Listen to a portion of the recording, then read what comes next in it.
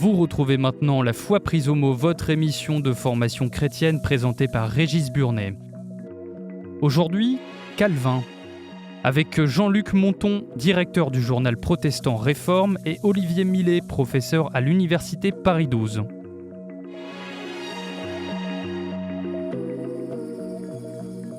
Bonjour et merci de nous retrouver pour une fois prise au mot un peu exceptionnelle. En effet, cette année, nous fêtons le 5e centenaire de la naissance de Calvin. Aussi avons-nous décidé, avec nos amis protestants de Réforme, d'organiser une émission plus longue avec davantage d'invités pour découvrir la personnalité et l'œuvre du réformateur genevois. En effet, Calvin, pourtant né à Noyon, est souvent mal connu des Français. Son œuvre est considérable puisque ses disciples, les réformés, se nommeront parfois calvinistes. Alors, qui était donc Jean Calvin? Quel fut son apport théologique? A-t-il encore aujourd'hui de l'importance? Voici les questions que je vais poser à mes invités, donc il y en a un peu plus que d'habitude. Tout d'abord, Jean-Luc Monton, bonjour. Bonjour. Alors, vous êtes directeur du journal protestant Réforme et vous avez publié Calvin aux éditions Gallimard en collection Folio. Olivier Millet, bonjour. Bonjour. Vous êtes professeur de littérature à l'université Paris 12 et vous êtes auteur de Calvin, un homme, une œuvre, un auteur, aux éditions InFolio. Et nous recevons également le pasteur Gilles Daudet, bonjour. Bonjour. Vous êtes pasteur de l'église réformée de l'Annonciation à Paris, dans le 16e, et vous êtes auteur de Prier 15 jours avec Calvin aux éditions Nouvelle Cité, et vous avez été responsable du service écuménique de la Fédération protestante de France jusqu'en 2008. Alors, j'ai trois invités qui ont fait un livre sur Calvin. Ma première question, c'est est-ce que c'est facile de faire un livre sur Calvin? Est-ce qu'on a des sources qui nous permettent de faire une petite biographie facile à faire? Il y a beaucoup de sources. Il écrit beaucoup. Il écrivait à l'Europe entière. On a beaucoup d'échanges, des dialogues très précis sur certains aspects de sa vie, sur les débats, les polémiques, les questions qui se posaient. Mais on a un gros problème par rapport à son enfance, par exemple, ou aux premières années de sa vie, où lui-même n'en parle pas, ne veut pas raconter grand-chose, et on n'a pas vraiment de sources. Là, je me tourne vers l'historien, mais on n'a pas vraiment beaucoup de sources historiques sur son enfance. Alors, on a quelques éléments qu'on arrive à recouper à travers les lettres, à travers certains commentaires de textes, où il revient sur quelques épisodes de son enfance, mais très, très courtement. Donc, on a un grand problème pour décrire toute la période d'enfance, d'adolescence, et comment il est arrivé à sa conversion, donc à la Réforme. Tout ce passage-là est assez difficile. Tout le reste est relativement connu par les échanges épistolaires qu'il avait, mais cette première partie de sa vie est un peu complexe quand on a besoin de faire une biographie. Mais est-ce que ce n'est pas le cas de tous les personnages de l'époque, à part quelques individus très... Parce qu'il correspond à un type sociologique d'une petite bourgeoisie en voie d'élévation, donc sur lequel on a peu de documents, en tout cas pour les origines. Ensuite, on a beaucoup plus de documents, surtout avec les lettres, mais aussi des sources historiques, politiques, etc.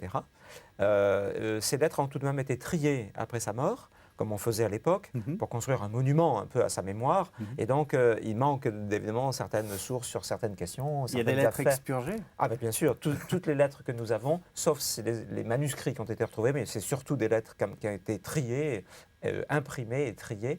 Et donc, nous n'avons pas tout. Alors justement, on va essayer de voir un peu qui était petit Calvin. Racontez-nous un peu d'où il vient, monsieur le pasteur. Calvin, Noyon, une famille issue d'une famille de bateleurs qui monte un petit peu socialement. Son père devient économe du diocèse de Noyon, non sans difficulté avec les autorités ecclésiastiques. Son père sera finalement excommunié localement, même réintégré par la suite, mais enfin bon, voilà. Et en même temps, une situation relativement stable, je ne sais pas si on peut dire stable dans cette époque-là, c'est-à-dire avec une mère qui est pieuse, qui est... alors, il ne raconte pas grand-chose sur sa mère, mais on entend bien qu'elle est pieuse. Il va même vénérer quelques reliques de temps en temps avec elle, dit-il, il faudrait vérifier aussi. Elle va mourir assez tôt, et donc son père va se remarier. Son frère va avoir des difficultés aussi avec le diocèse. Voilà, on est dans cette situation aussi un peu mouvante. Lui va faire des études d'abord au collège à Noyon et il va fréquenter donc la petite noblesse qui est là. Il va déjà se nouer quelques amitiés. Voilà, donc c'est une famille qui est, on pourrait dire, en situation d'élévation, en quelque sorte. C'est intéressant parce que c'est vraiment le type même de la famille 16e siècle, petite bourgeoisie, ce qui va prendre de l'importance par la suite. Oui, je crois, ça c'est l'historien qui pourrait le dire. Mais effectivement... Là, l'historien dirait que Calvin était particulièrement doué sur le plan scolaire, on peut dire, on dirait ça comme ça aujourd'hui. Et son enfance et sa jeunesse interviennent dans un contexte de révolution socio-culturelle, en fait, où les élites en Occident adoptent un autre modèle. Ce modèle, c'est ce qu'on appelle l'humanisme, en fait, la formation aux humanités. Et il s'agissait pour les nouvelles formes de l'État moderne de se doter d'un personnel, on appellerait aujourd'hui de direction, en fait. De hauts fonctionnaires. Formé, voilà, qui ne serait plus formé strictement à la théologie ou au droit, mais qui aurait une culture plus large qu'on appelle les humanités. Et Calvin est parfaitement entré dans ce cadre-là, et ça aurait dû, ou ça a aidé son ascension socio-culturelle. Voilà. C'est la France de François Ier. Il y a deux problèmes peut-être qu'il faut aborder. C'est justement, alors on a un problème avec Calvin par rapport à son enfance, par rapport au déroulé de sa vie, parce qu'il refuse d'en parler. Et ça, c'est un point important qui est lié d'ailleurs avec aussi une vision spirituelle ou théologique. C'est-à-dire qu'il pense en fait, non pas que le moi est haïssable, mais qu'il ne faut pas mettre en avant sa propre vie, sa personnalité, ses affects, c'est pas important. Moi, j'ai commencé mon livre exprès par son enterrement, qui est symbolique de ce qu'il voulait faire. C'est-à-dire pour son enterrement, pour aller très rapidement, c'est un mois de printemps et c'est en dehors de la ville, plein palais, c'est un peu la banlieue, c'est un endroit où il n'y a pas grand-chose. Et il n'y a personne, il y a peut-être 2-3 personnes autour de lui, la foule est très loin, alors qu'il était connu, il était admiré, les gens défilaient dans son cabinet pour le voir du matin jusqu'au soir, il n'y a personne à son enterrement, il n'y a pas de cantique, il n'y a pas de prédication, il n'y a pas d'éloge du mort, il est cousu dans un sac de toile, enfin moi je raconte ça, je ne sais pas si on a des preuves de tout ça, il est mis dans une fosse commune, c'est l'ordonnance ecclésiastique l'expliquait comme ça, c'est lui qui avait écrit, mais il s'applique ça à lui-même, et donc il y a une espèce de nudité absolue par rapport à son enterrement et qui est symbolique en fait de ce qu'il veut montrer, à savoir qu'il est là pour être le porte-parole de l'écriture, il est là pour être un témoin du Dieu vivant et du message de l'écriture, mais de lui, il n'est pas question. Lui, il est un véhicule, il est simplement une espèce d'organe par lequel, ou d'être par lequel la parole de Dieu est diffusée. Il parle beaucoup de lui, mais en fait, il ne veut pas l'admettre. C'est-à-dire qu'il se met toujours en retrait, et c'est très important. Parce que ce qui est essentiel, c'est la parole de Dieu, c'est l'écriture, et c'est pas sa vie. Et donc, c'est aussi pour ça que quelquefois, on a quelques anecdotes qui racontent au fil notamment le commentaire des psaumes, l'introduction aux psaumes. Il parle un peu de lui, là. Il raconte quelques éléments de sa conversion, mais très succinctement.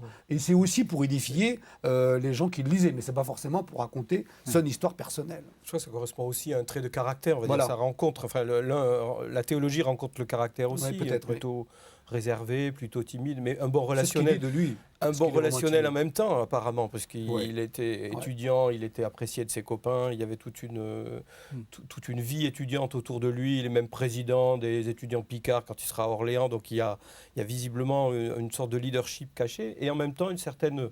Oui, réserve, effectivement, c'est lui qui le dit, mais pas seulement. Mais est-ce que les réformés ont gardé ça ?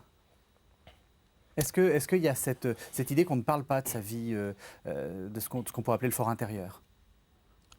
En tout cas, on ne s'en livre pas facilement, oui, ça je crois, effectivement. Et si on s'en livre, c'est toujours à travers des médiations. Ce ne sera jamais, effectivement, voilà, je vous ouvre mon cœur, une espèce de transparence comme ça. Et de ce point de vue-là, peut-être Calvin est assez représentatif, effectivement. Ce qu'on sait finalement du Calvin intérieur, on le sait à travers ce qu'il dit doctrinalement, ou dans ses polémiques, ou dans ses introductions à la Bible, ou aux psaumes, comme disait... Jean-Luc, non, mais pas jamais directement, voilà, je vais vous raconter ce que je vis intérieurement. Ça, non, il y a toujours un filtre, il y a toujours une sorte de médiation, alors qui est sans doute dû peut-être au siècle aussi, mais dont, à mon avis, un certain monde réformé, il faudrait voir lequel encore, a gardé l'héritage. En tout cas, probablement... on va dire francophone. Oui. Parce que c'est aussi l'époque des grandes, du côté catholique, des grandes déclarations d'Ignace de Loyola ou des gens comme ça qui mettent leur cœur à nu et qui en parlent. C'est un autre modèle alternatif. Et c'est d'autant plus intéressant que les routes d'Ignace de Loyola et de Jean Calvin se sont croisées, bien qu'ils ne se soient pas vraiment connus. mais c'est un autre modèle anthropologique, c'est-à-dire qui concerne l'humanité de chacun et de tous. Chez Ignace de Loyola, on s'intéresse à sa propre vie intérieure et pour en faire un instrument en fait de la vie religieuse et spirituelle, alors que chez Calvin, on ne s'y intéresse pas spécialement. La vie intérieure est déchiffrée à la lumière de l'Écriture sainte, mais n'est pas l'objet d'une attention spécifique. Voilà. Alors, cela dit, quand on changera de contexte culturel, par exemple en Grande-Bretagne, en Angleterre, chez les puritains au XVIIe siècle, là, des gens qui sont dans la mouvance de Calvin vont inventer les formes modernes de l'autobiographie. Donc, dans un autre contexte culturel, le calvinisme produira des fruits extrêmement différents de ceux qu'on constate à la source. Et c'est peut-être d'ailleurs une des capacités du calvinisme, c'est cette constante adaptation à des contextes politiques, culturels, sociologiques différents. Je me demande quand même s'il n'y a pas aussi, pardon Jean-Luc, on y reviendra sûrement, mais il y a une sorte de pessimisme anthropologique chez Calvin. La nature humaine ne peut pas produire grand-chose de bon, donc on ne va pas aller étaler. Voilà. Donc du coup, on se méfie de tout ce qui peut sortir de soi. C'est quand même le moi étaïssable. C'est un peu ça, mais pas tout à fait. Il y a quand même comme on disait à l'instant, il y a quand même des réminiscences assez extraordinaires aujourd'hui. Moi, je suis issu un peu des Cévennes, et dans les Cévennes, on a gardé quelque chose comme ça autour de l'enterrement. Vous savez, j'ai même fait ça pour mon propre père quand il est décédé. Dans les Cévennes, et on fait ça dans le sud de la France, on ne fait pas d'éloge du défunt. On ne parle pas de sa vie. On est là pour entendre la parole de résurrection, pour entendre une parole d'espérance, mais on ne s'occupe pas. Les gens qui sont venus ne sont pas venus là. Enfin, c'est la tradition réformée. On n'est pas là pour parler de la personne, pour se lamenter, on est là pour entendre un message d'espérance. Donc ce qui se passe, c'est qu'on va d'abord au cimetière et on met le corps en terre, et puis après on fait un culte qui est centré sur l'annonce de la résurrection et sur l'espérance de la résurrection. Et ça, alors je ne dis pas que c'est Calvin, mais il y a quelque chose qui est resté dans cette idée qu'au fond, on n'est pas là pour parler de soi et pour se pencher sur ses défauts, ses qualités, tout ce qu'on a reçu, pas reçu, ou ce qu'on avait de bien ou de mal, mais on est là pour être témoin du Christ qui nous précède. Donc cette idée, elle est quand même là chez Calvin, et elle est restée dans la tradition réformée, en tout cas, de stricte obédience dans le Sud. Sur cette question de l'enterrement anonyme de Calvin, je voudrais ajouter un point. Il a des modèles. Il ne l'a pas inventé. Le modèle est monastique, évidemment. Mais donc, on a une laïcisation de modèles monastiques qu'on va retrouver dans tous les domaines dont nous allons parler sans doute là. D'autre part, Calvin a trouvé l'idée chez un père de l'Église. C'est une autre dimension de sa culture religieuse. C'est un humaniste qui, après des éditions par Erasme, des œuvres complètes des pères de l'Église, les a lues très précisément et même annotées. Et il a annoté un passage de Saint Jean Chrysostome qui signale qu'en général, nous ignorons où sont enterrés les prophètes et les apôtres.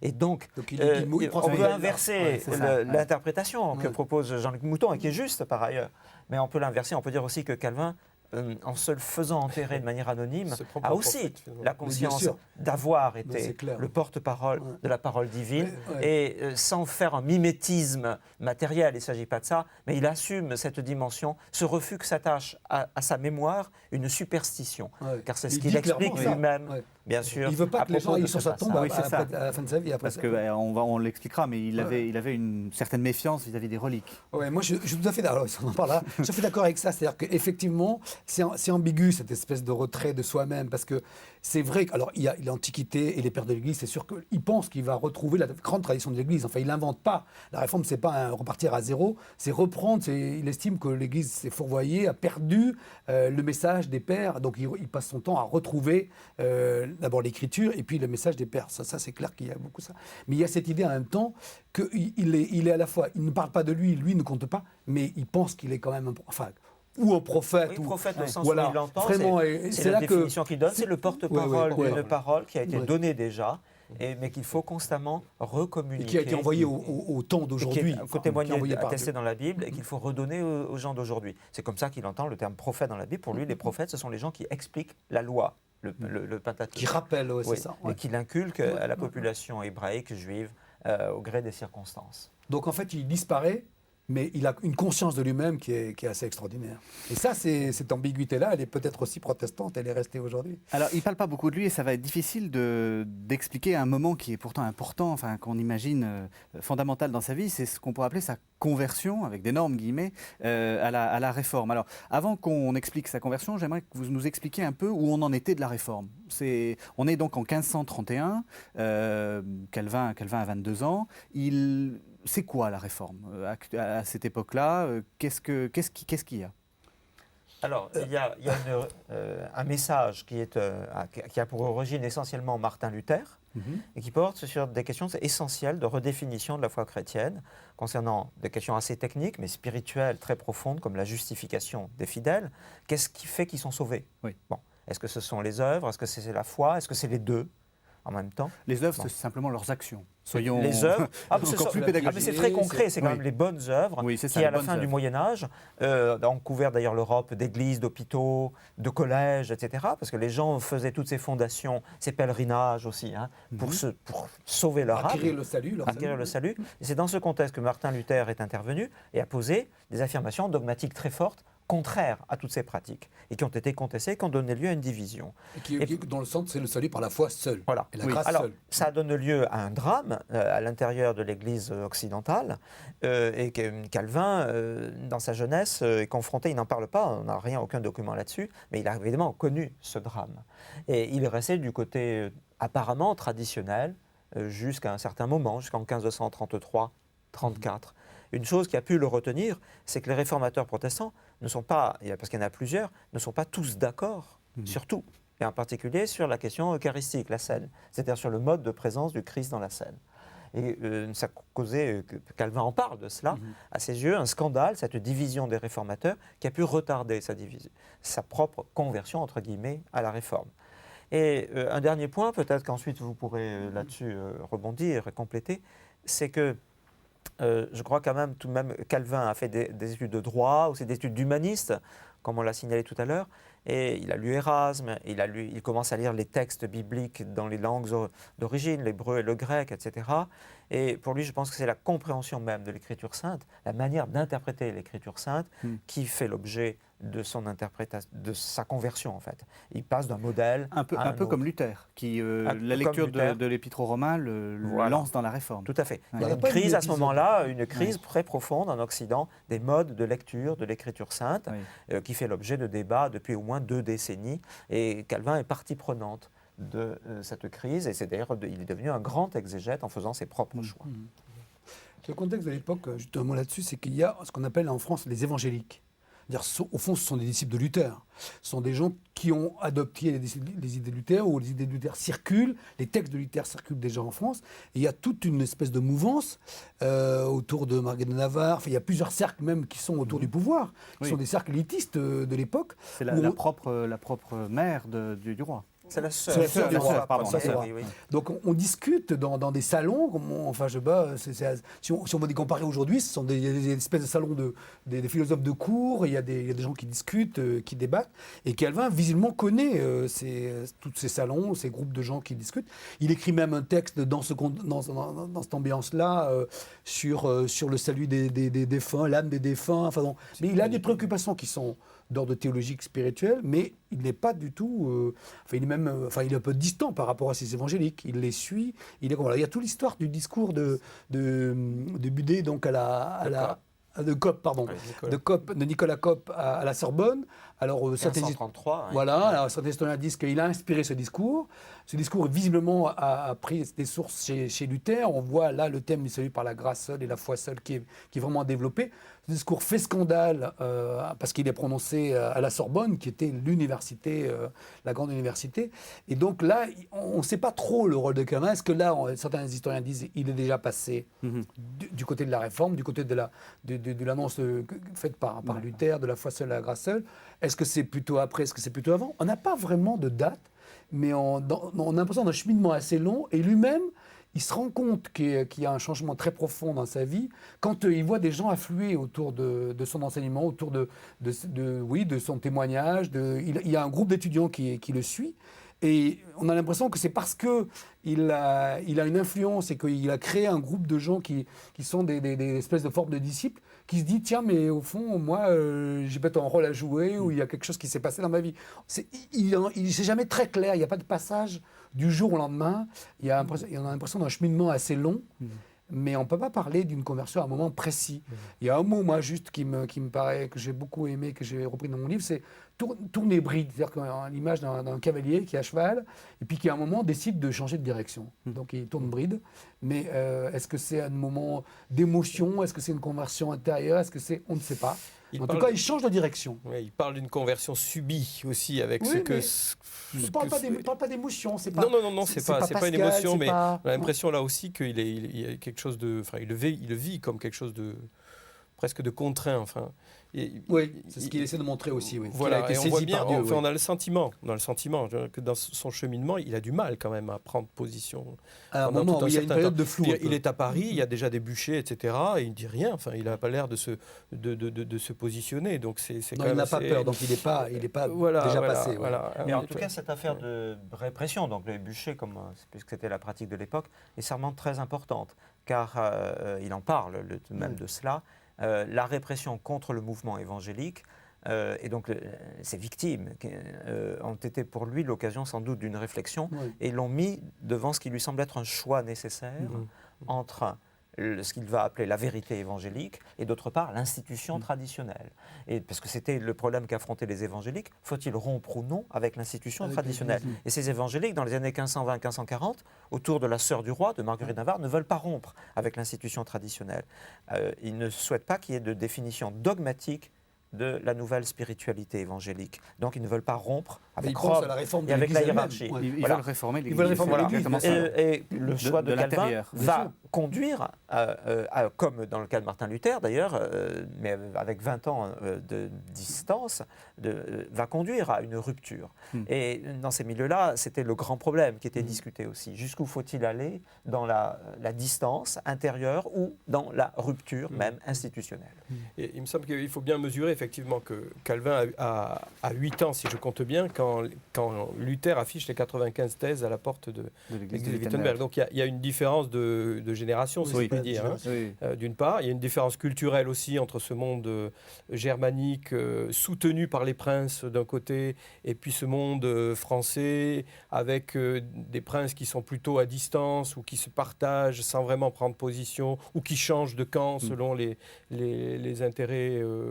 Enfin, plus tard, un peu plus tard, changeront de camp selon les intérêts politiques. Il y a un roi, c'est-à-dire il y a quand même une unité plus... Il y a un roi qui est indécis aussi, qui a une sœur qui pratique plutôt du côté... qui s'interroge dans ces cercles évangéliques. Donc il y a une sorte d'incertitude. Le milieu culturel est quand même assez différent, ce qui peut-être explique aussi le fait que Calvin prend du temps pour se positionner en quelque sorte. Un peu difficile à votre avis. Il le fait par nécessité intérieure, donc par acte spirituel, ou c'est purement intellectuel? Vous écoutez La Foi prise au mot sur KTO Radio. Aujourd'hui, nous parlons de Calvin avec Jean-Luc Mouton, directeur du journal protestant Réforme, et Olivier Millet, professeur à l'université Paris 12. Non, c'est une évolution spirituelle. Moi, je pense que c'est une évolution spirituelle, mais pour Calvin, effectivement, elle s'exprime toujours tout de suite dans un discours raisonné, rationalisé, formalisé. Avec des conséquences pour lui et pour les autres. Parce que Calvin, c'est pas un intellectuel au sens d'un esprit systématique, abstrait et en chambre. Au contraire, je pense que c'est quelqu'un de très lucide, et même un stratège. Mais c'est quelqu'un qui tire toujours des grandes intuitions spirituelles dont il vit et qu'il déchiffre dans la Bible, qui en tire toujours toutes les conséquences pour la vie individuelle et collective. Mais ça serait quoi cette intuition spirituelle, le fait de dire je quitte l'Église, Pour lui, bien sûr, il ne sait pas je quitte l'Église, c'est je retrouve le centre de l'Église. Voilà, surtout le vrai message de l'Église. Voilà. Je quitte l'Église n'a pas de sens. Je quitte une institution traditionnelle. Ou je quitte l'institution. Je fais le pas de quitter l'institution. Qui n'est pas l'Église, parce qu'elle manque le centre de ce qui devrait être l'Église. Et c'est ce que signifie cette expression de conversion. D'ailleurs, c'est une conversion à l'Évangile pour lui. Et qui voit une rupture, en réalité, peu de temps après, sans doute, avec l'institution traditionnelle. C'est terrifiant ce que vous dites. Oui. C'est-à-dire que la conversion, c'est une conversion à l'Évangile, ce qui signifie que l'Église, dans l'esprit de Calvin, n'était pas du tout liée à l'Évangile. C'est tout le débat. C'est vraiment C'est tout le débat. C'était vraiment le débat. Là-dessus se greffera ensuite la question de l'Église, mais au départ, effectivement, le débat, c'est... Il y a un slogan là, qui est rapporté par comment s'appelle-t-il, Florimond de Raymond, donc qui est un biographe catholique sur Calvin, hein, où déjà dans les cercles autour d'Orléans, donc c'est quand même l'époque à Orléans où il fait ses études de droit, où il semble-t-il il creuse davantage les écrits de Zwingli, de Luther, donc des réformateurs. Donc des réformateurs, et où c'est à ce moment-là qu'on voit un petit peu le changement. Et là, ce qui est pointé par Florimond de Raymond, c'est la question de la messe, hein, et du sacrifice réitéré du Christ, qui est pour lui le summum de la superstition et le contraire même de l'Évangile, où Jésus-Christ est donné une fois pour toutes. Ouais. Donc là, pour lui, voilà, et on dit, il brandit la Bible en disant « voilà ma messe hein. ». Il n'y a que celle-là, la voilà ma messe, en quelque sorte. Alors, on l'a laissé à Paris, donc il fait cette conversion un peu lente. Et alors ensuite, qu'est-ce qui lui arrive ? Il ne va pas pouvoir rester très longtemps à Paris. Il y a plusieurs... il va partir en exil. Il y a une affaire, on n'en a pas trop parlé, mais justement, là, Calvin, il a un rôle ambigu là, dans cette affaire. Alors, il y a un petit groupe aussi dont on n'a pas parlé, c'est le groupe des évêques de Meaux, Brissonnet, dans lequel il y a Farel, il y a d'autres personnes. Et là, c'est un groupe très influent des évangéliques qui essaie de faire valoir les valeurs évangéliques, enfin, donc tout ce qu'on a dit sur le... Juste une petite remarque, c'est l'évêque de Meaux, ça veut dire que c'est à l'intérieur de l'Église que de les choses... Non, mais il ne faut pas imaginer qu'il y avait des réformés à l'époque, c'était pas formé comme ça. Tous ces gens-là se considèrent comme dans l'Église. Tous ces gens sont dans l'Église catholique. Voilà. Et la question, c'est, voilà ce qu'on disait tout à l'heure, est-ce qu'il faut la quitter ou pas? Mais la question, et pour Calvin, c'est radical, c'est-à-dire que l'Église a perdu le cœur du message. Donc, si elle a perdu le cœur du message, on peut essayer de la réformer ou il faut la quitter. Et il y a un moment assez dramatique, c'est l'histoire de l'affaire des placards.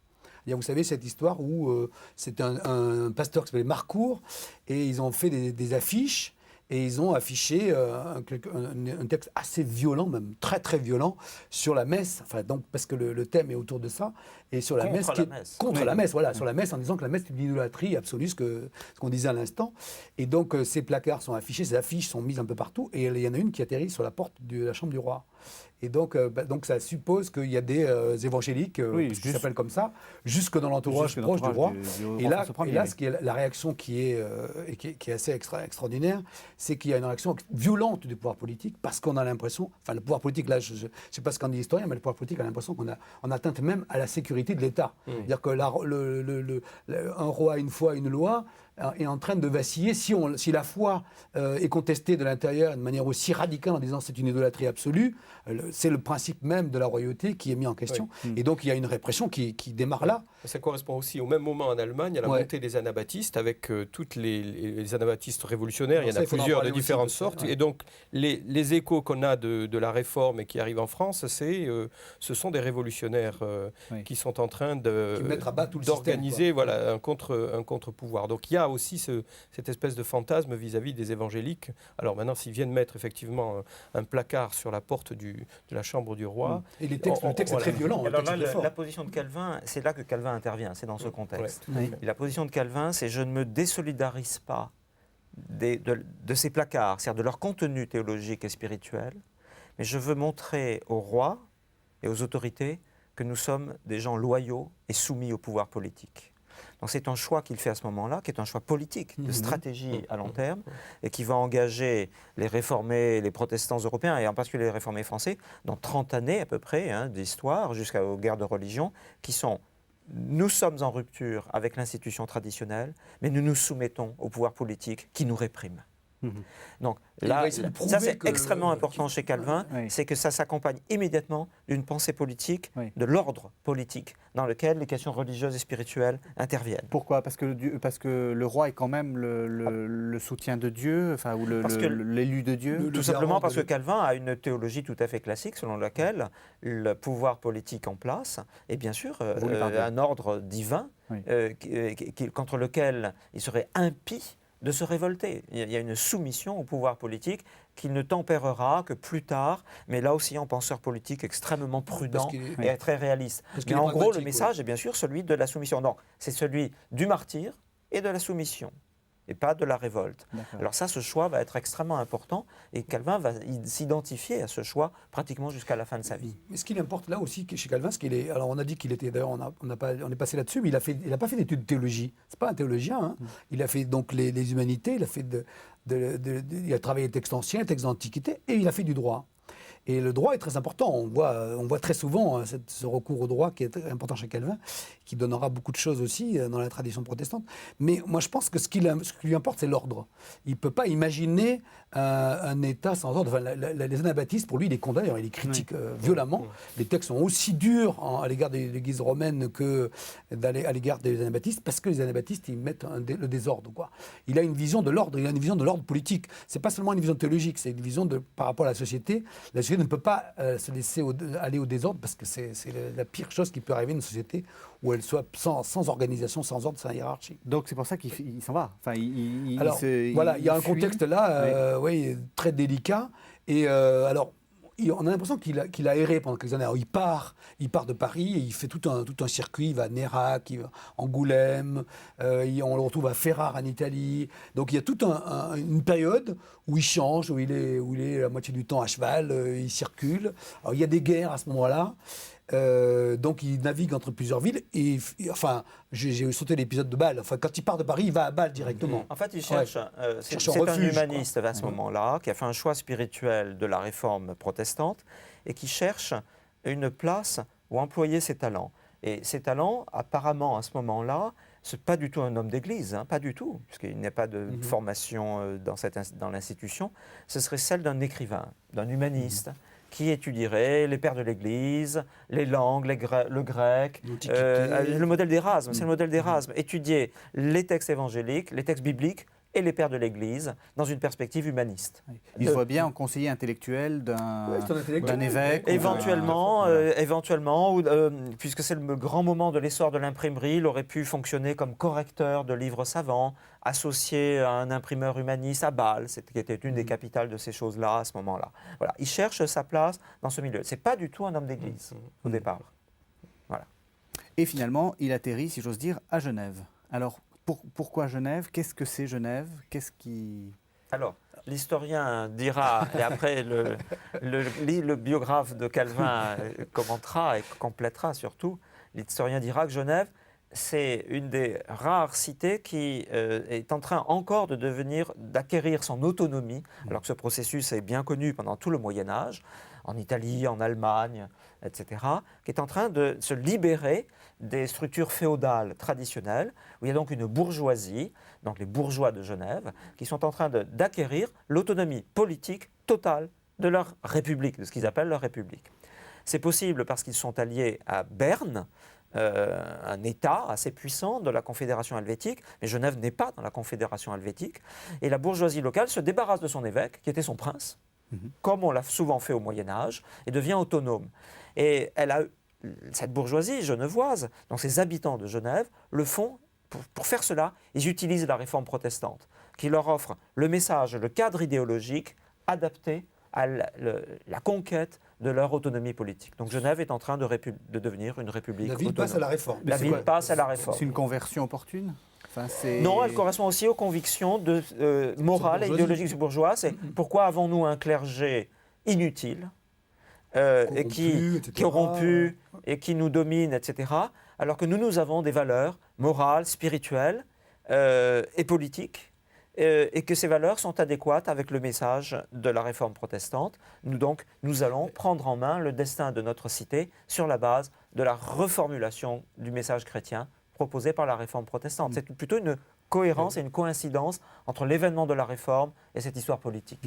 On a quand même l'impression qu'il y a une sorte de presque de cheminement inverse entre Calvin et Genève, en tout cas dans le départ, où il y a finalement quand même une sorte d'opportunité politique qu'il rencontre à Genève, voilà, alors que du côté de Calvin, c'est d'abord une sorte d'ancrage évangélique qui aura des conséquences ensuite sociopolitiques larges quand il arrive à Genève. Donc c'est deux chemins qui partent de points de départ assez différents.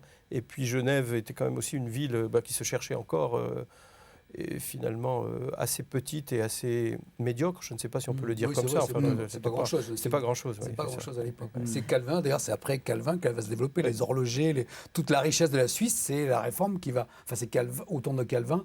Les gens vont venir après se réfugier à Genève et c'est ce qui donnera tous les sorts.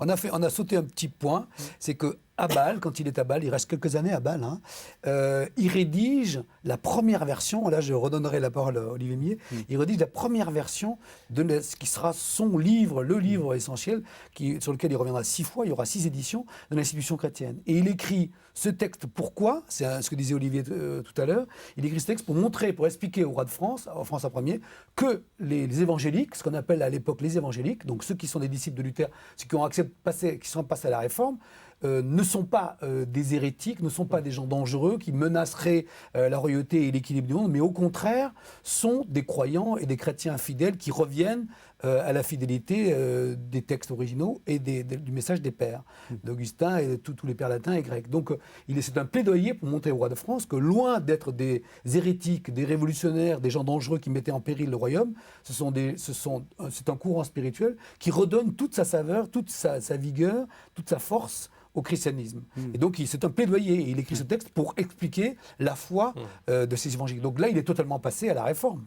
Mais entre les deux, c'est ça qui était toujours étonnant, c'est que comment son cheminement s'est produit, il n'en dit rien.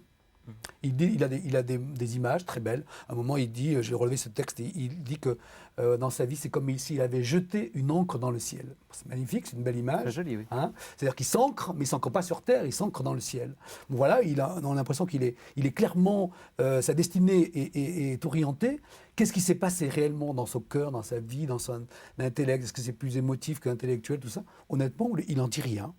Il ne veut pas en parler d'ailleurs. Alors, dans cette institution de la religion chrétienne, qu'il compose d'abord en latin, donc Voilà. pour le monde des savants et des humanistes aussi, Il n'écrit pas pour tout le monde. il reformule l'ensemble de la doctrine chrétienne. Voilà ce qu'il fait. En toute simplicité. En toute simplicité, dans un Et il a livre. 28, Et c'est 26 ans. puissamment original, puisque ça prend la forme d'un livre qui n'est pas encore un livre extrêmement long et épais, qui est encore un livre de taille moyenne. Il reformule l'ensemble. Donc ça, c'est le génie Calvin. Pourquoi est-ce qu'il reformule l'ensemble de la doctrine chrétienne? Parce qu'il appartient à la seconde génération de la Réforme. C'est la première, c'est celle de Martin Luther et de Zwingli en Suisse. Et cette seconde génération de la Réforme sent le besoin de structurer le message, en quelque sorte de l'établir, de le formuler de manière plus systématique, ce qu'on n'avait pas fait la première génération. De lui donner la forme d'une synthèse qui est à la fois spirituelle, théologique, morale, politique, qui aborde toutes les questions essentielles qui agitaient les contemporains et qui dégage la cohérence de, on peut dire, la nouvelle doctrine, qui pour eux n'est pas nouvelle, qui est celle pour eux de l'Évangile. Mais qu'on peut appeler historiquement la nouvelle doctrine. Et c'est ce que fait Calvin dans cette langue des humanistes en 1536. Et il le fait alors qu'il n'est toujours pas un homme d'église. Il le fait en intellectuel, humaniste, évangélique. Alors, c'est l'occasion de faire un petit point sur la doctrine de Calvin. Qu'est-ce qu'il y a dans cette institution de la religion chrétienne? Quel est le contenu, en fait? Qu'est-ce qui est différent par rapport à ce qu'un Luther pourrait dire et pour que les téléspectateurs comprennent bien, à ce que l'Église catholique, enfin l'Église de l'époque, enseignait à ce moment-là?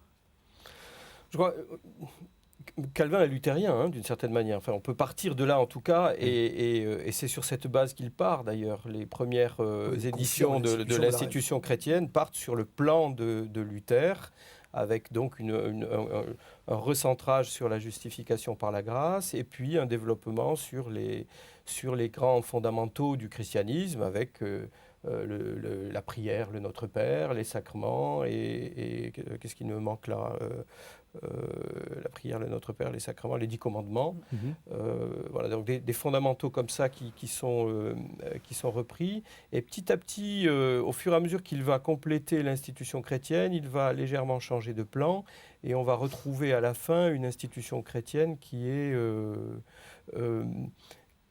en 4 grands livres qui suivent au fond les 4 grandes dimensions du symbole des apôtres, hein, le Père, le Fils, le Saint-Esprit et la communion de l'Église en fait, et puis aussi les questions politiques, la relation Église et État. Et peut-être que l'insistance alors de Calvin par rapport à la première génération, qui va donc insister sur la justification du croyant par la grâce, sera de rééquilibrer, de prendre la mesure en fait de la souveraineté de Dieu. Ça va être le grand slogan de Calvin, il me semble, la souveraineté de Dieu, avec donc du coup le surplomb du Dieu de gloire, à Dieu seul la gloire, Soli Deo Gloria, c'est bien une sorte de grand slogan, avec donc la dimension aussi, la prise en compte de la dimension de la providence, par exemple, là où Luther, au fond, disait ça c'est la main gauche de Dieu, on ne peut rien en dire, on n'en sait rien, et tout est concentré dans le Christ et uniquement dans le Christ. Calvin va redévelopper cet aspect-là de la souveraineté de Dieu et partir de cette gloire de Dieu qui, du coup, surplombe l'être humain, sans pour autant en nier le cœur de la justification par la grâce en Jésus-Christ. Ce qui pose l'homme dans une position assez misérable, finalement, parce que Dieu est en surplomb, la grâce fait tout. Enfin, là, c'est pas marrant. Je peux dire un mot. Je voulais revenir sur le point de salut par la grâce seule. Il faut peut-être redire le sens que ça a pour Luther, parce que c'est fondamental. Et c'est pas du tout ce que vous dites. Enfin, c'est au contraire une libération de l'homme. Enfin, exprès de faire un peu polémique. Je vais vous dire comment je le lis ou je le ressens. L'idée est simplement par rapport à la différence entre le salut par la foi seule et le salut par les œuvres. L'idée, c'est que Luther est pris d'une angoisse terrible en disant jamais j'arriverai à être juste par rapport à ce que Dieu me demande, jamais j'aurai assez de foi, j'aurai assez mes œuvres ne seront pas dignes de ce que Dieu me demande. Il reprend Paul. Je ne pourrai jamais, voilà, c'est ce que dit Paul. Donc, et il découvre cette idée, au fond, que ce qui est premier dans la relation entre Dieu et l'homme, c'est la grâce. C'est-à-dire qu'il ne s'agit pas que notre vie il n'y ait pas d'œuvre du tout, mais la grâce est première. Et c'est parce qu'on a été gracié en premier, quand on a été aimé en premier, qu'après on peut vivre dans le monde et on peut faire des tas de choses, y compris des bonnes œuvres. Mais la grâce ne vient jamais couronner une vie d'abstinence, de tout ce que vous voulez, comme pratique de foi, de religion, etc. Mais c'est au départ, c'est un point de départ qu'en fait c'est une libération. C'est-à-dire qu'on est gracié et le champ de l'activité humaine est ouvert. Il n'y a plus besoin de s'inquiéter de son salut. Il est acquis, il est donné par grâce seule. Et ça, Calvin reprend absolument ça.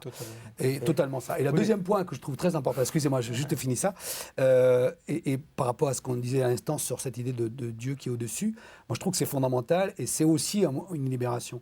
C'est parce qu'au fond, il dit, ce qui se passe aujourd'hui, c'est que l'Église romaine, moi je préfère dire romaine catholique parce qu'ils critiquent beaucoup Rome, parce que c'est un système.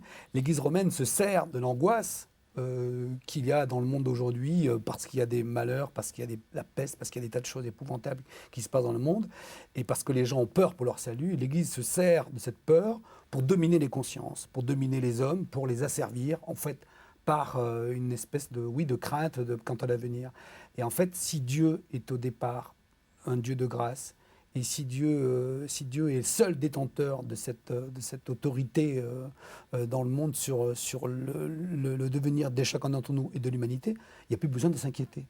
C'est-à-dire qu'il y a une espèce il fait éclater un peu les carcans dont servait l'Église pour dominer les consciences. Si Dieu est ce Dieu de la providence, il n'y a pas besoin d'intermédiaire, il n'y a pas besoin de système qui coiffe la relation entre Dieu et les hommes. Tout ça n'appartient qu'à Dieu. Donc Dieu est vraiment au ciel et les hommes sont sur terre. Et il n'y a pas d'intermédiaire qui va nous dire ce que Dieu veut pour nous. Mais ça, vous dites ça parce que vous êtes du Sud, vous êtes chaleureux, etc. Mais non, je dis ça parce que c'est la réalité de ce qu'a dit Calvin. Mais Calvin, quand même, quand on le lit, il y a quelque chose d'un peu plus pessimiste vis-à-vis de l'homme. L'humanité.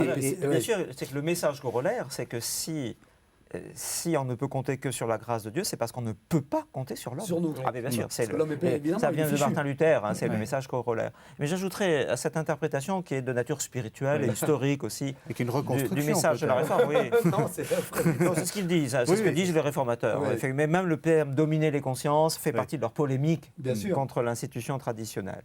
Mais il faut ajouter que Martin Luther avait proclamé que ce message spirituel, il le trouvait dans l'Écriture. Et à partir de là, Martin Luther avait opposé l'Écriture sainte à l'institution et à son histoire.